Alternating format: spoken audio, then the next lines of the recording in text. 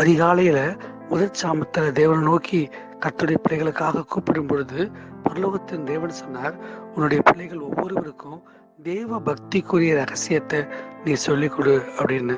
அப்ப ஆசாரியனாகிய நான் கர்த்தர்ட்ட கேட்டேன், என்ன ஆண்டவரே தேவ பக்திக்குரிய ரகசியம்?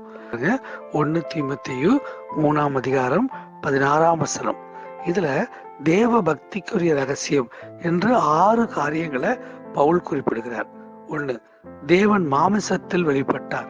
2, ஆவியிலே நீதி உள்ளவர் என்று விளங்கப்பட்டார்.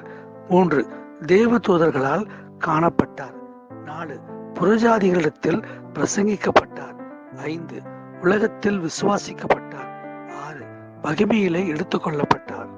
இந்த காரியங்கள் ஒவ்வொன்றும் எல்லாமா சேர்ந்து ஒரே வசனத்துக்குள்ள இந்த 6 குறிப்புகளையும் பரலோகத்தின் தேவன் பக்தனாகிய பவுல் மூலமாய் நமக்கு குறிப்பிடுகிறார். அது எல்லாமே என்ன சொல்லுதுன்னா, பக்திக்குரிய ரகசியம், தேவ பக்திக்குரிய ரகசியம். ஐயா, எங்க தேவ பக்தியை நாங்க எப்படியா காத்துக்கொள்றது, எங்க தேவ பக்தியை எப்படி நாங்க வளர்த்து கொள்றது, அதன் மூலம் எப்படி ஆசீர்வாதத்தை பெற்றுக்கொள்வதுன்னா, கர்த்தருக்கு பயந்தவரிடத்தில் அவர் ரகசியம் உண்டு. உங்க வாழ்க்கையின் அத்தனை ஆவிக்குரிய ரகசியங்களையும் தேவன் இந்த காலவெளியை வெளிப்படுத்துவார், ஆசீர்வதிப்பார்.